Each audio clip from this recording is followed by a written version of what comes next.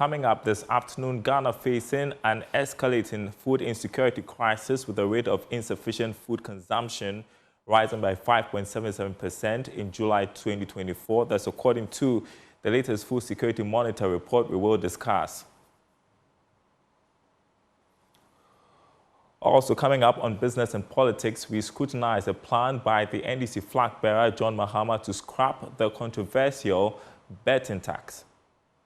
Understand, as no say this one, it be matter where they concern the youth, plenty.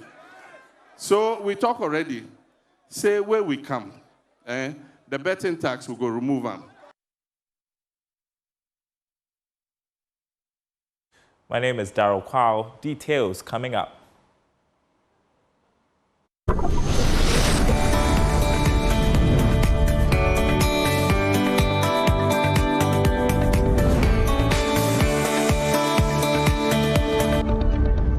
And thanks for staying with us, everyone. Ghana is facing an escalating food insecurity crisis with the rate of insufficient food consumption rising by 5.77% in July 2024, according to the latest Food Security Monitor report. Now, this significant increase is largely attributed to the cost of living crisis exacerbated by high inflation, a weakening currency, and soaring fuel prices.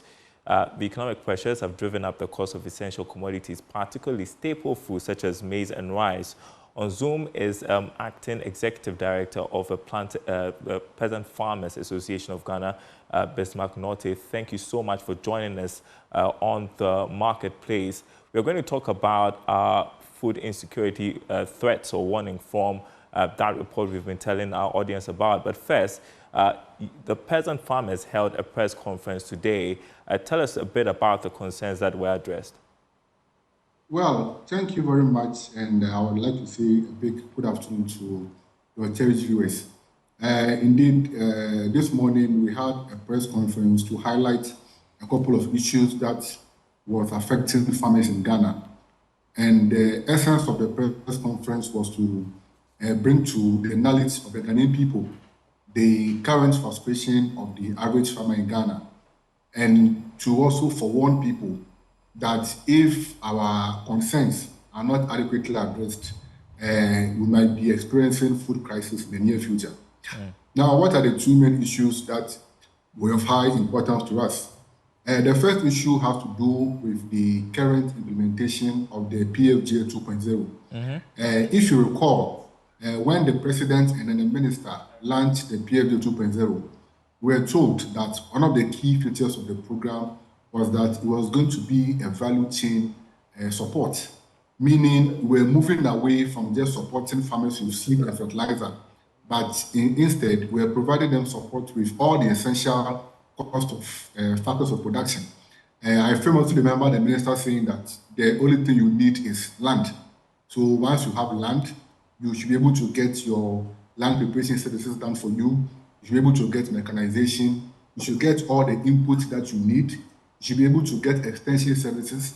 If you are doing your harvesting, you should get equipment. But it is surprising that since the start of the program, that has not been the case. In fact, it appears that this program and the previous program being run by the former minister, Honorable Kutu, are best of the same feathers, because it looks like the approach is mainly about provision of seed and fertilizer, while they have neglected other aspects of the value chain. Now, on top of that, is even the haphazard manner in which the program is being implemented. As I'm speaking to you now, we are currently in the planting season in major part of the country. But sadly, the kind of even input that we are getting is not even the kind of input that was promised under the program. In the first place, there are some locations where farmers have already planted and they are waiting fertilizer, but the program is now giving them seed. So what are they going to do with the seed when they are already planted, they need fertilizer? There are some instances too when you go to the locations, they've not even started planting. They've done their land, but they've not even gotten fertilizer. They've not even gotten seed. There are some areas where they've not even started distribution. There are a lot of districts where aggregators have not even been assigned. And the saddest part of the whole thing is that we now know that there is a grant component to the program where they are providing fertilizers free to farmers. And unfortunately, we have allowed politicians to take over that particular process. Because as I'm talking to you, MPs and ministers, MPs and DCEs have been given quotas of fertilizer to distribute. Now, the issue is that what criteria are these people using to distribute fertilizers? What's the guarantee that the farmers who need them will get them?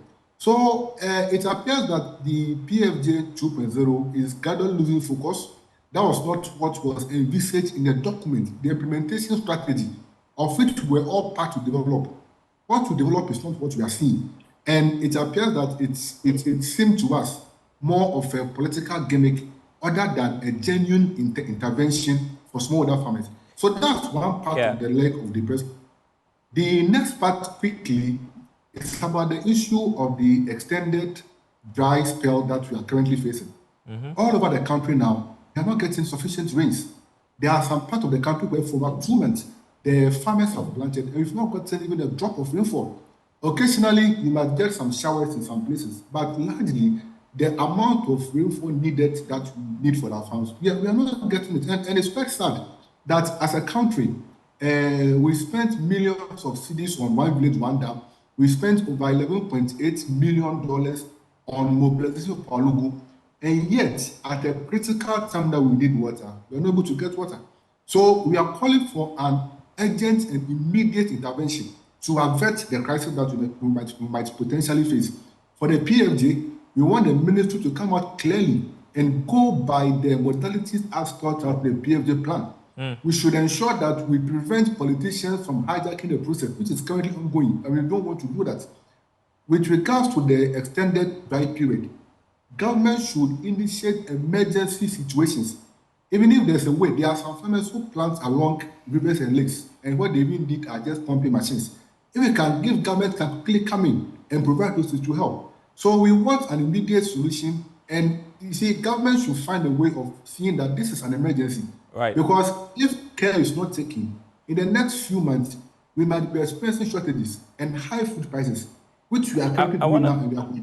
Yeah, the government statistician yesterday, when he was giving a briefing on our inflation numbers, made a point of a well-coordinated approach in dealing with the Planting for Food and Jobs, or dealing with the challenges with the Planting for Food and Jobs program if food prices are going to remain stable.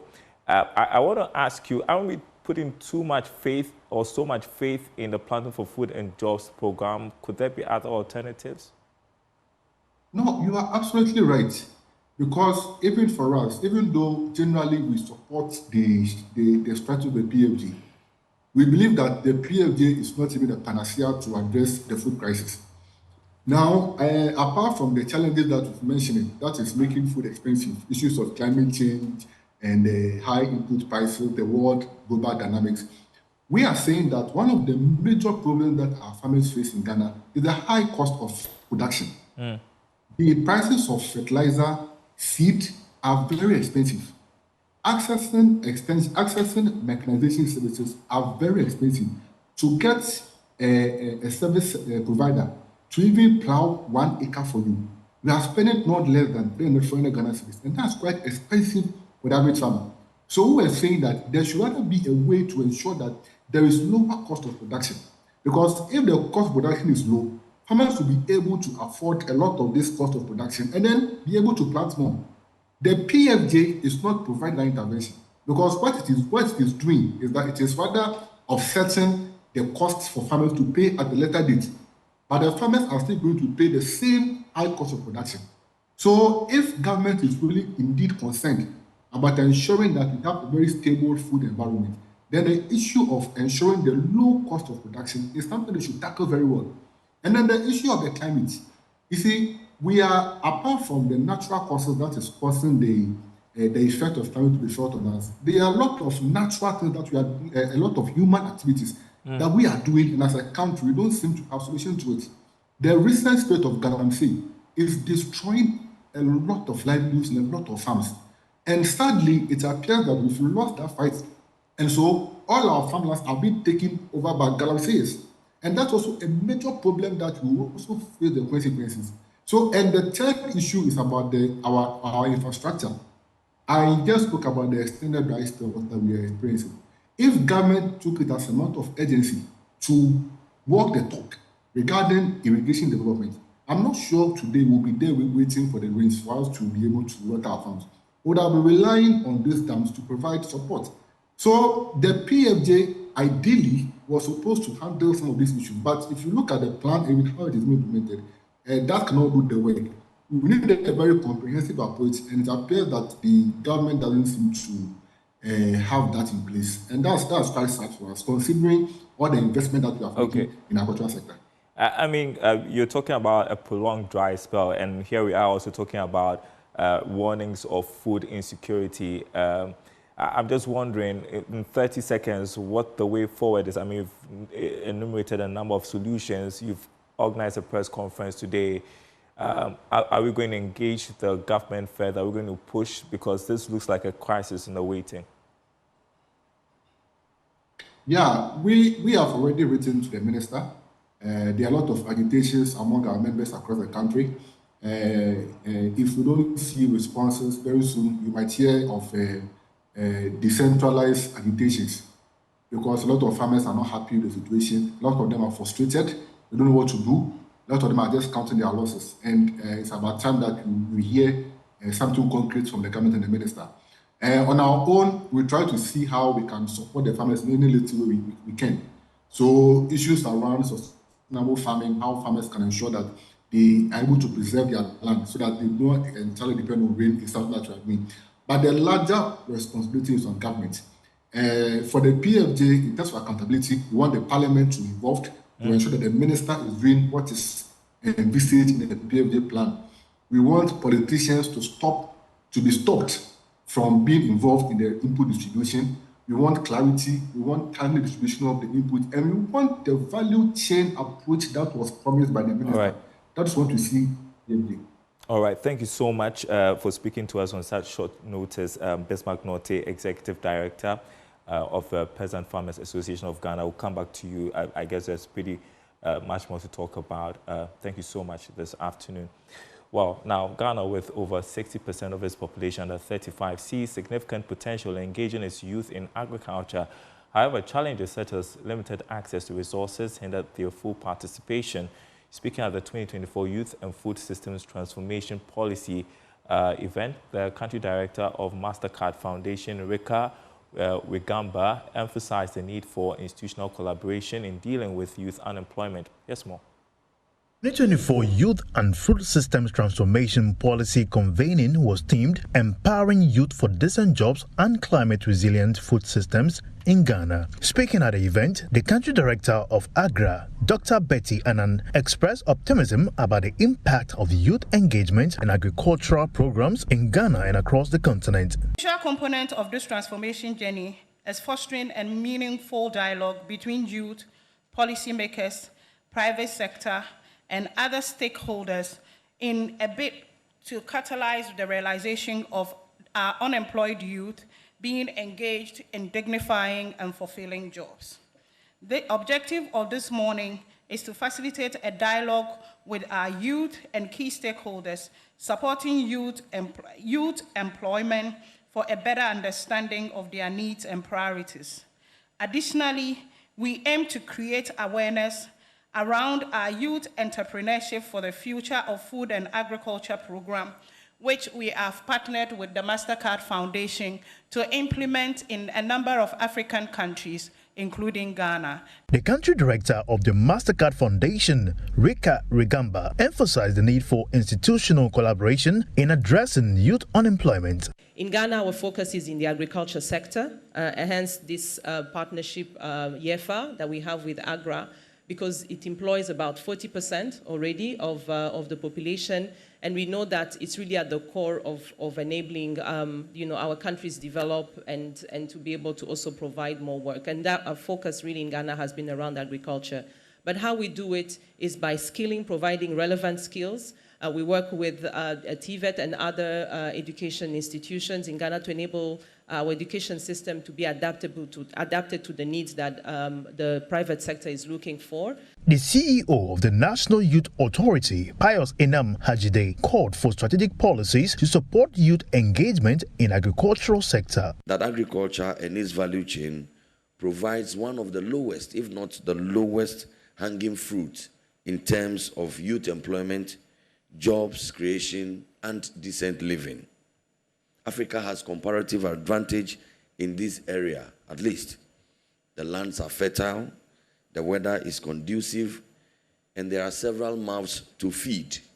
And we must design strategies that deal with challenges such as access to finance, land ownership and access, and we have to deal with the technological barriers that we are confronted with.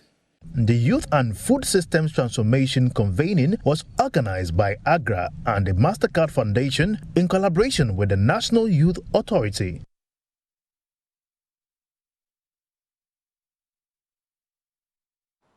You're watching The Marketplace. Up next, business and politics.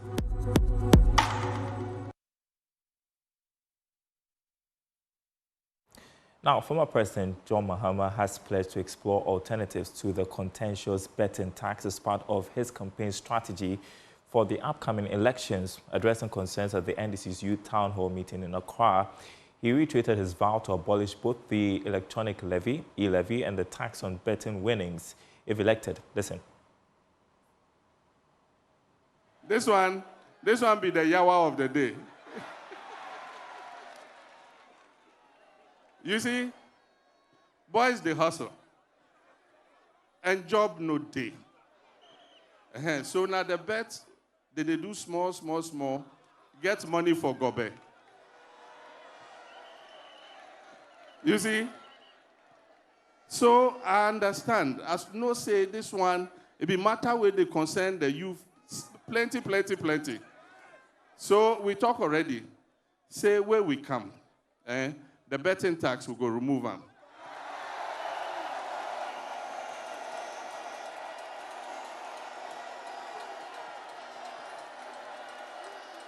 But we go remove the betting tax.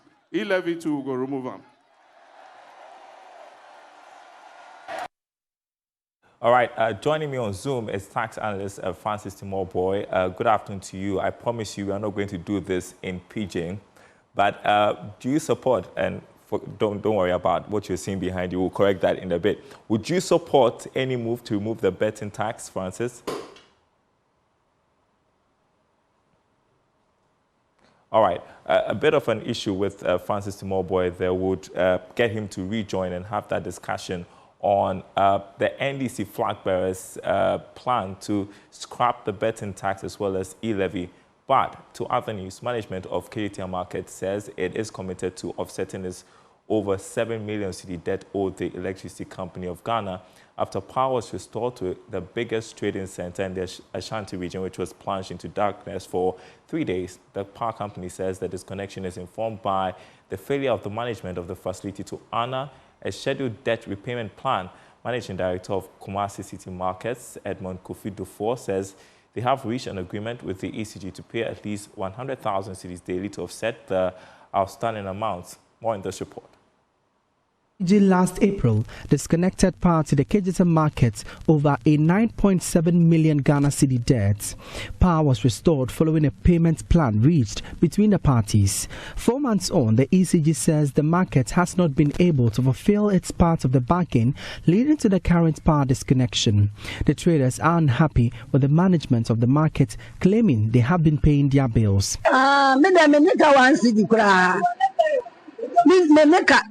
And a shop of one, Yanika. We are not owing. If we were, you would have seen people crowded at where we pay the bills. We do not owe any ECG debts. They should let us know where the debts are coming from.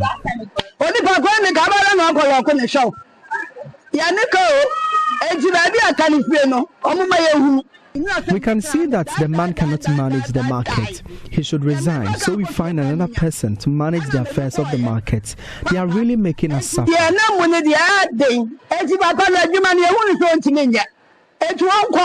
Nyempo bi obetumi aye mo meya adwuma no mayo ne mama pokunu. More than 200 cities. If you are owing more than 200 cities, they close your shop.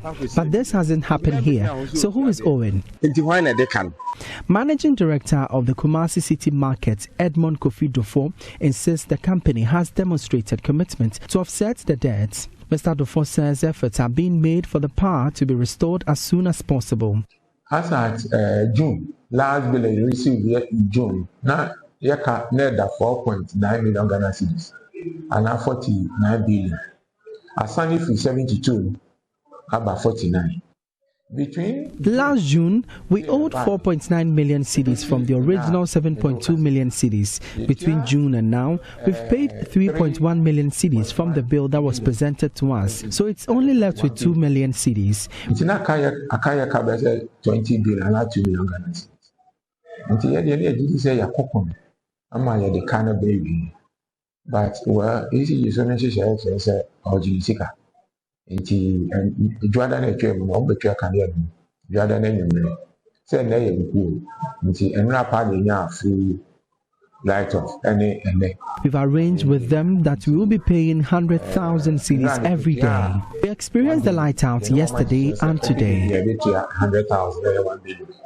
Nti enra na kotua 1 billion ene na so akwakotua 1 billion. And she say every nra emba be see Friday no. The between 400,000 now 4 billion. Send them can there. What else she should do that? And then Mama Pocasa, the payment plan according to Mama Jatum. Into almost a Mama the summer. And then you hear Joseph Obain's report for Joy News.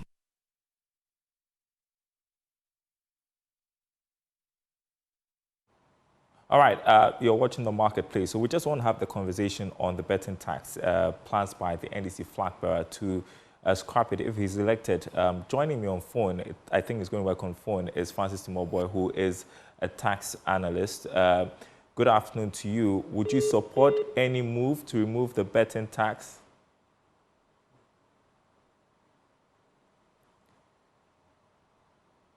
Okay, not a good day for technology. You seem to have challenges reaching Francis Timoboy, but we'll try and re-establish contact with him on The Marketplace. Taking a short break, we'll be right back.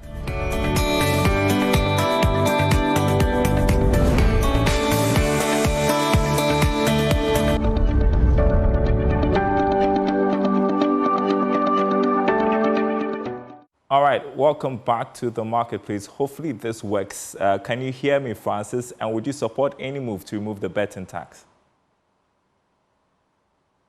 Yes, Dara, I can hear you. And I don't support the removal of the betting tax. The reason is that globally, betting is seen as a form of investment. So in 2015, when we passed the income tax law, we imposed 5% on the winnings, only the winnings.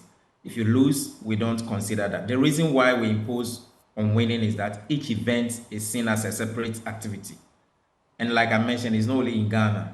Then in 2016, we realized that there was the need to cushion people who play the bet and then lose for several times. So we introduced a threshold of 2,592. So if you win above 2,592, that's where the 5% will be applied.